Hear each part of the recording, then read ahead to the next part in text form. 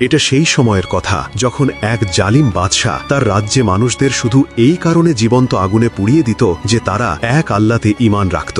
বন্ধুরা, আমি কথা বলছি অসবুল উখদুদ অর্থাৎ খাইওয়ালাদের কাহিনী। লাখো মুমিন পুরুষ, নারী আর নির্দোষ শিশু যারা তাওহীদের দড়ি ছাড়েনি তাদের আগুনে ভরা গভীর খাইয়ে ফেলে দেওয়া হয়েছিল। আগুন প্রজ্বলিত হয়েই চলল আর আত্মাগুলো ধৈর্য ধরে রইল, তবুও তারা ঈমানের দড়ি ছাড়ল না। তাদের আর্তনাদে জমিন কেঁপে উঠল আর আসমান সাক্ষী হয়ে গেল যে আল্লাহর নাম নেওয়াদের কখনো মুছে ফেলা যায় না। তারপর নেমে এলো আল্লাহর আযাব। সেই খাইগুলো যেগুলোতে নির্দোষ মানুষদের পোড়ানো হয়েছিল, সেখানেই সেই জালিমরা হাসতে হাসতে নিজেরাই ঝাঁপিয়ে পড়ল আর তারা যে আগুন অন্যদের জন্য জ্বালিয়েছিল সেই আগুনেই নিজেরাই পুড়ে ছাই হয়ে গেল। তাদের সালতানাত, যা এক সময় শক্তির প্রতীক ছিল, মুহূর্তেই ধ্বংসস্তূপে পরিণত হল, কিছুই অবশিষ্ট রইল না। আর যাদের রূহকে আগুনে জ্বালিয়ে দেওয়া হয়েছিল তারা জান্নাতের সুবাসে সম্মানিত ও সমৃদ্ধ করা হল। সুবহান আল্লাহ। হে আল্লাহ, আমাদেরও এমন ঈমান দান করুন।